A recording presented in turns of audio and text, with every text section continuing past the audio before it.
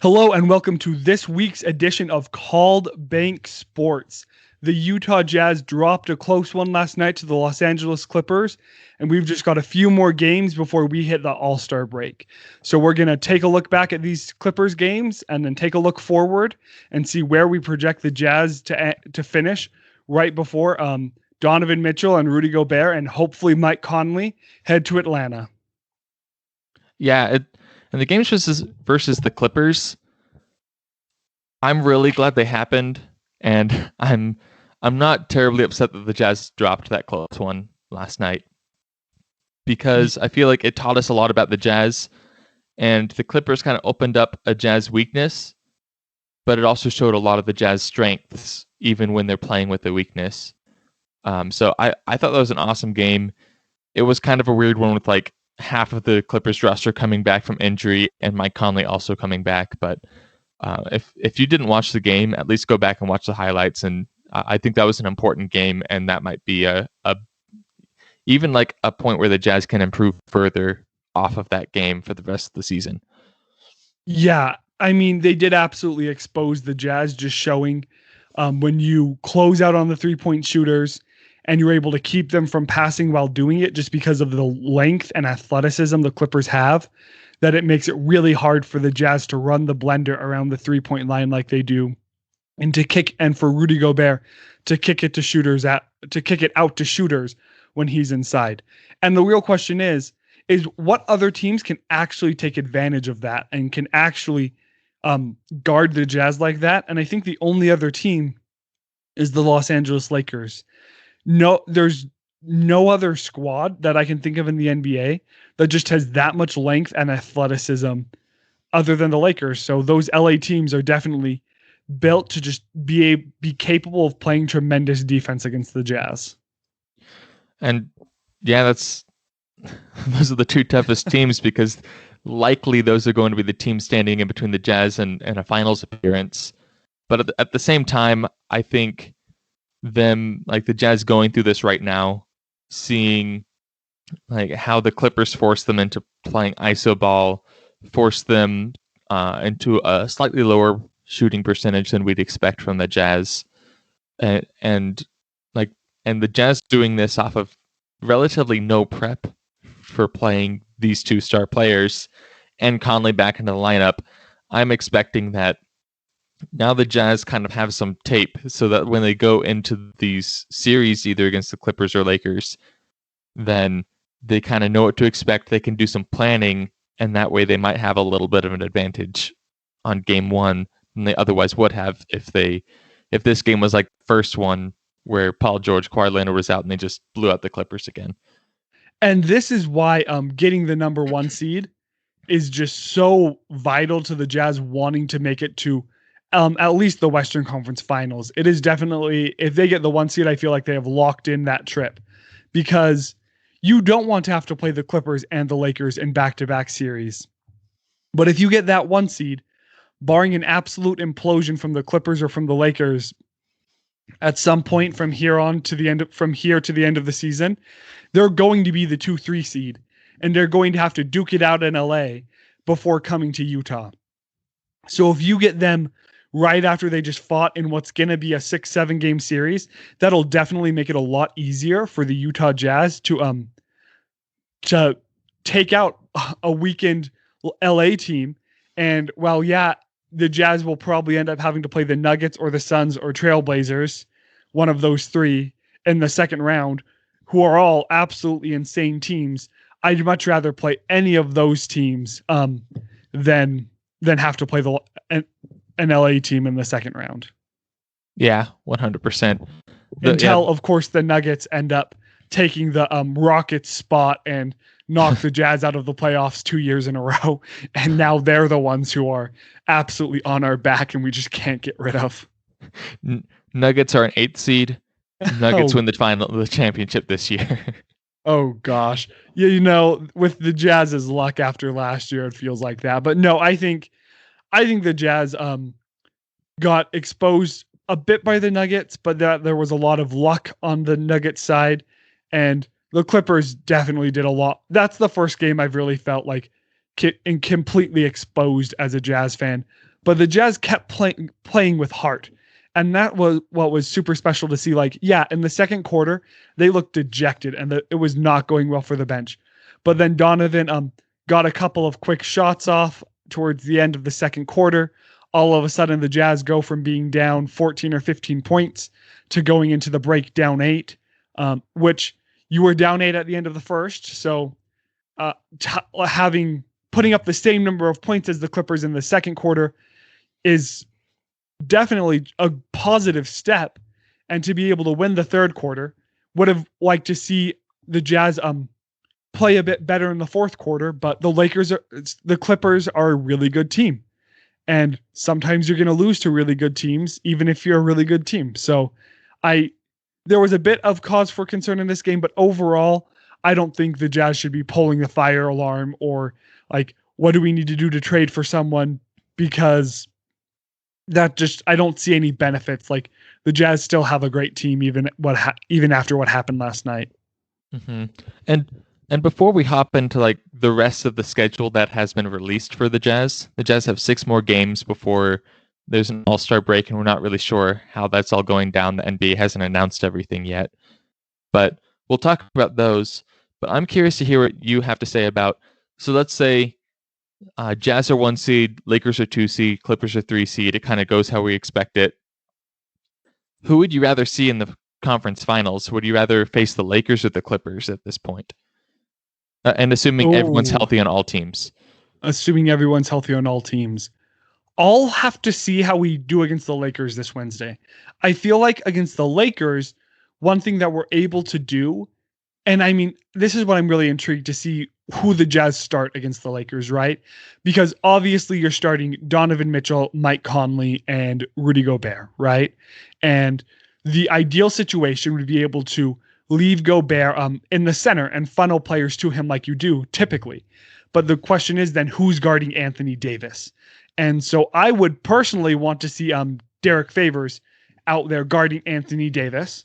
So then you have Derek Favors on Anthony Davis. You have Gobert in the middle. You have Donovan and Mike Conley, who are smaller guards, but can guard Schroeder and match up with someone else. Then the question is, you have 4 of your 5 starters. Who's guarding LeBron?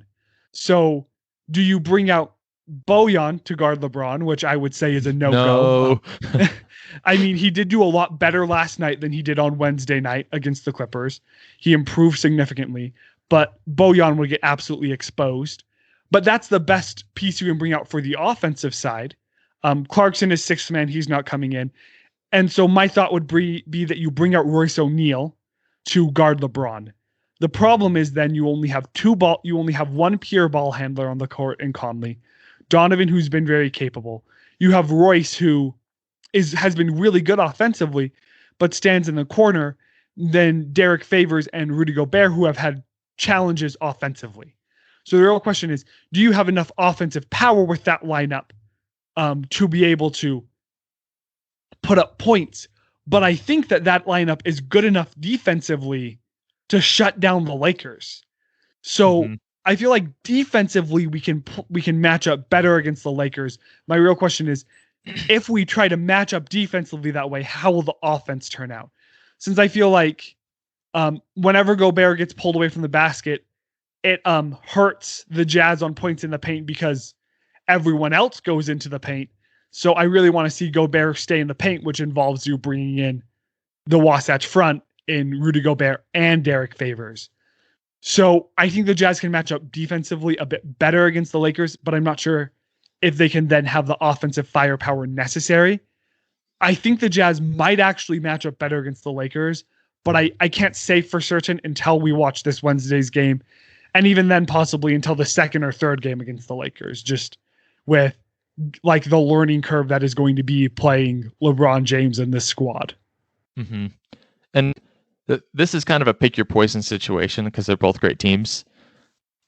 I do think the Jazz matched better against the Lakers. And I would even put in like just the regular starting lineup against the Lakers. Let Anthony Davis shoot threes if he wants. And have Gobert in the center and then just like put like Bojan on Marc Gasol. because they're not going to put a ton of offense on Marc Gasol. He's just going to stand in the corner for most of the game, and then Bojan can just stand there next to him. And so I guess I did just realize, and we can continue talking about Anthony Davis, that he's out until at least the All-Star break. So we're not even going to have those answers this upcoming Wednesday. Playoffs potentially, or we'll have at least one more game, if not two more games against them in the second half. And hopefully everyone's healthy. Yeah, since I don't want to be playing the Lakers first time full strength in the playoffs. I just, I love having the tiebreak against them. Like, not going to lie there. Obviously, I'm not hoping for people to be injured, but I don't want to have to try to make adjustments, since we saw a couple years ago when the Jazz played the Rockets in the West in their first series, where they tried to make adjustments on James Harden, like beginning in the playoff series. And while it started working towards the end and had a couple shots went different ways, the Jazz might have taken that to 6 or 7 games. It didn't work in the first couple games, and that really hurt the Jazz. Mm-hmm. So don't want to have to try those were an ugly couple games as well. Yeah, they were. But yeah, when it comes to the LA teams, I agree. Like, if we don't play the Lakers full strength, it's tough to tell. But from so far what I've seen, I do think the Jazz match up better overall against the Lakers. Lakers have a much weaker bench than the Clippers, even though they do have some nice pieces. And so I think the Jazz bench has that. One concern is both, like, Lakers have Montrezl Harrell, which that means Derek Favors has to play a lot more minutes than he normally does, because Montrezl will have a lot of minutes there. And he's probably the only one who matches up well against him. Yeah. But I think with the benches and with the Clippers having multiple wing threats and Paul George and Kawhi Leonard, and the Jazz not really having multiple great wing defenders, I'd almost rather see the Lakers at this point, but I hope the Lakers don't prove me wrong on Wednesday. And the real question is, like, since if the Jazz face up better with the Lakers, who do the Lakers face up better? Who's the better matchup in the Lakers Clippers series? So that's what I think is going to be super intriguing, just to see how these top 3 teams shake out, since it could honestly, I feel like, end up being a rock, paper, scissors type thing, where the Jazz are better against the Lakers are better against the Clippers, and the Clippers are better against the Jazz. Just where it's like this weird kind of, there's not a definite hierarchy in the West. And wow. So statistically, as long as you're the first seed, you have the best chance, because if you're scissors and then you have to play paper, but then in the next round you're playing rock, then it's game over.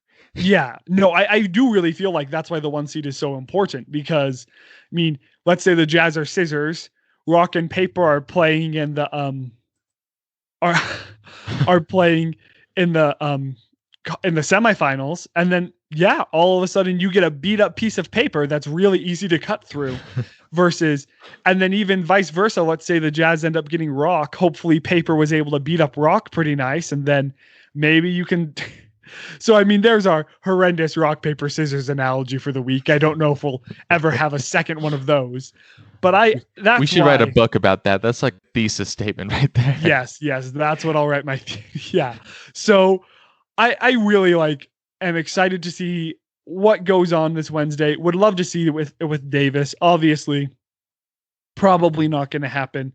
But then again, I was pretty confident we weren't going to see Paul George against the Clippers. But I think this one is a lot more set in stone than Paul George was this week. Yeah, and it's a toe injury versus an Achilles. So yeah, I'd much rather re-injure a toe, because I re-injure my toe, I'm out for another week and a half. Yeah. Oh well. And from the Jazz perspective, it's we want the 1 seed because we want them to beat up on each other. From a Lakers perspective, LeBron James is just going to play who's ever in front of him, and he's going to do amazing. Yeah. So the 1 seed doesn't really matter for him as much, because he's just that good. Do I think the 1 seed would help them a lot? Yeah, but chances are you're going to they would have ended up playing the Jazz and Clippers once anyway, just depending on how things go. And so it's going to work out that way, or it's not going to work out that way. Yep.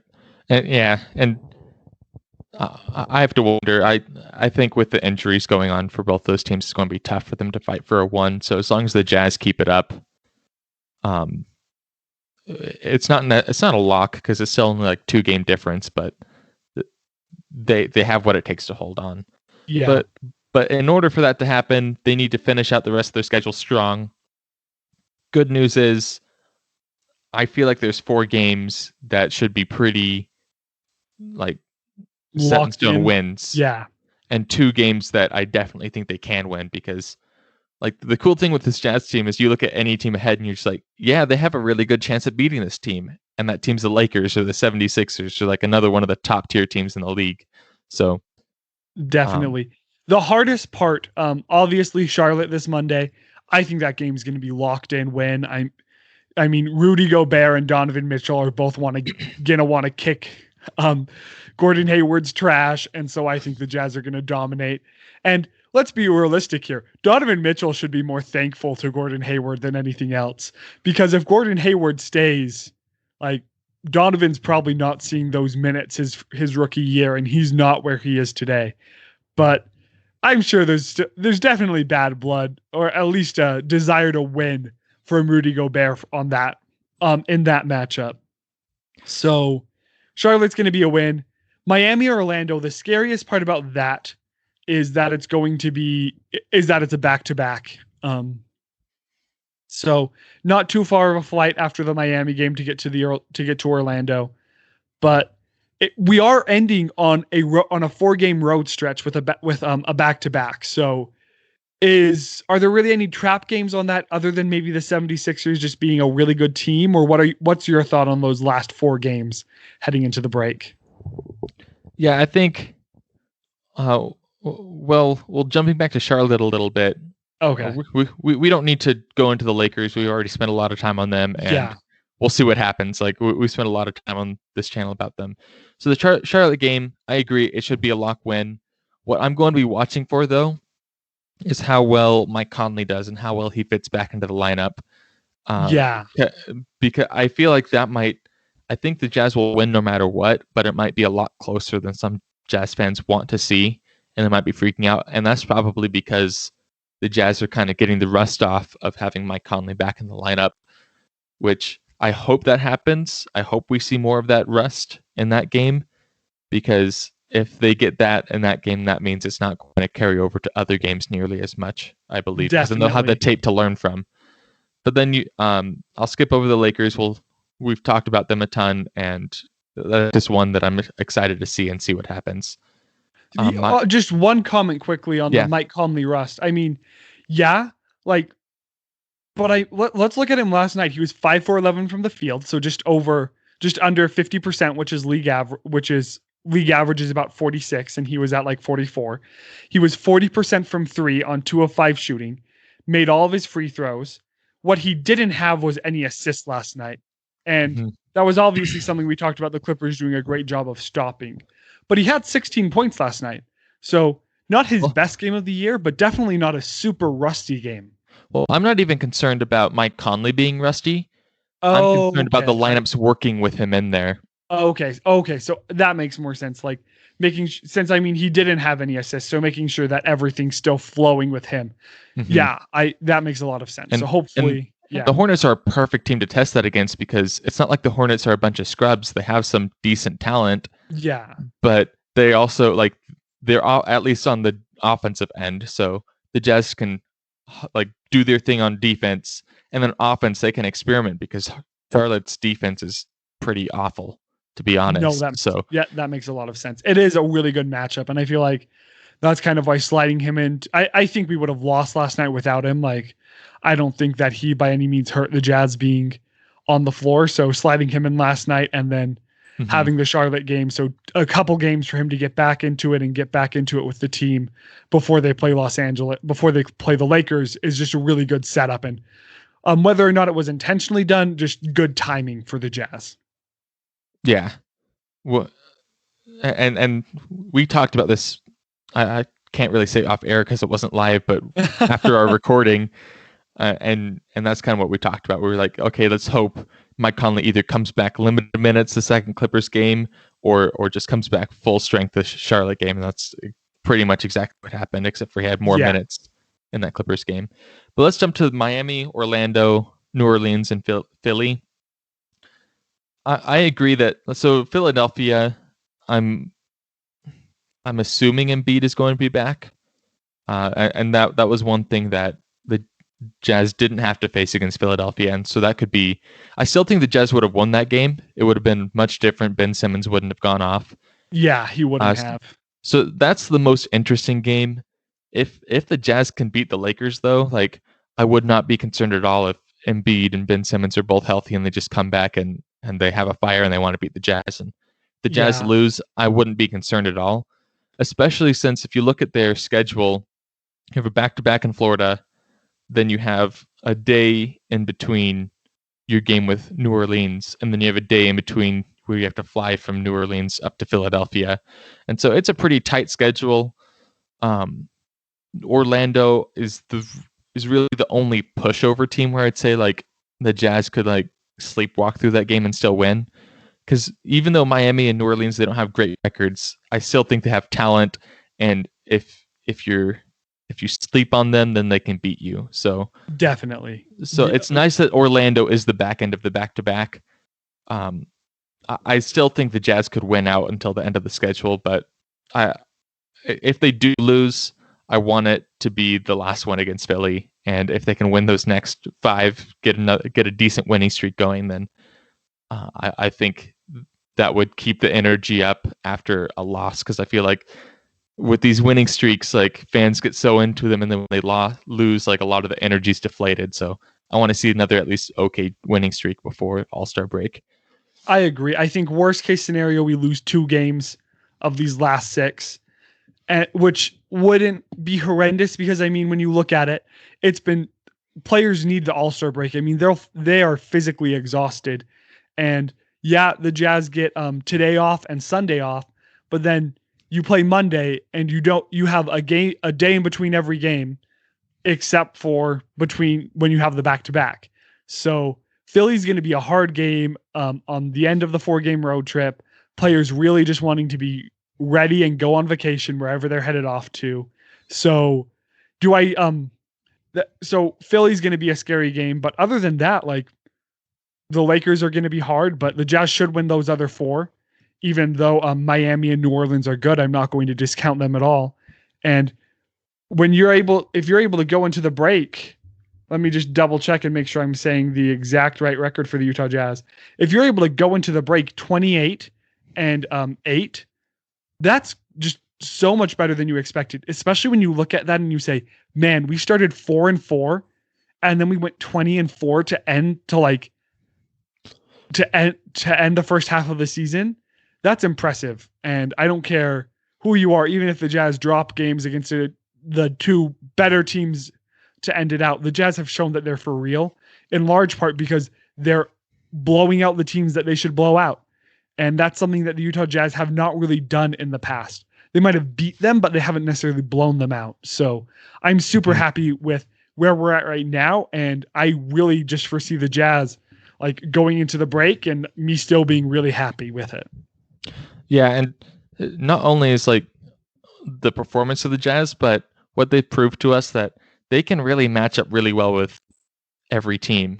Like you talked about it, the only teams that we can really think of that as a tough matchup are unfortunately both in the West, but we both believe that they can win games against both the LA teams. And looking in the East, like I don't like this. I feel like Celtics is a really good matchup there. Philly's a really good matchup, but I almost favor the Jazz, even though they don't have as much like big name superstar power. That's just how they play.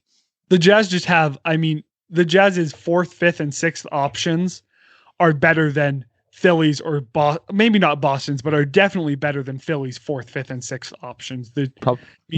When your third option is Seth Curry, not Steph Curry. If your third option is Seth Curry, then man.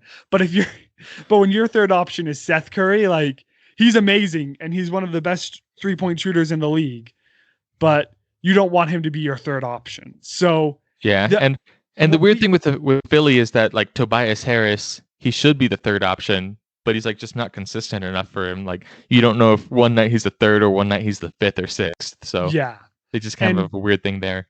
And we'll get to see the Nets because the Nets are going to be a really interesting matchup because, well, offensively it scares me. even though they have the length necessary to beat the Jazz on the defensive end, they only play 24 minutes, and that's on the offensive end. And then they just relax the other 24 minutes on the defensive end. So while they're physically capable of defending the Jazz, like as a team, they don't play defense. So I'll be super interested to see that matchup in the second half of the season. And I'm hopeful that we get to see them play Kyrie, Kevin, and James, that that they're not benching one or two of them that game. That would be a really fun game. I agree. Like, because on both ends, both teams have great offensive firepower. I think the Nets obviously have better, but then defensively, that will be fun to see how the Jazz react when you have three incredible wing scorers, and that's probably the Jazz biggest weakness is incredible wing defense. Yeah. But if they can set it up right and like set up their funnel right where they're just funneling people and stop any like rollers or cutters, if they can prevent that, then it's just going to be like Kevin Durant versus Rudy Gobert or Kyrie Irving versus Rudy Gobert, and we'll see how that matchup works. Well, no, I'm super excited for the second half of the season, and hopefully we get the schedule out here soon. So thank you guys so much for tuning in today. Please leave a like and subscribe if you haven't. We're shooting to get to 500 subs by the All-Star break. So if you can help us hit that goal, that would be awesome. And if you want to let us know in the comments what game you're most excited for. Yeah, I mean, you can choose the Lakers game, but what game you're most excited for in the rest of the season, even if it's not on the schedule yet, and why. So thanks again for tuning in, and go Jazz.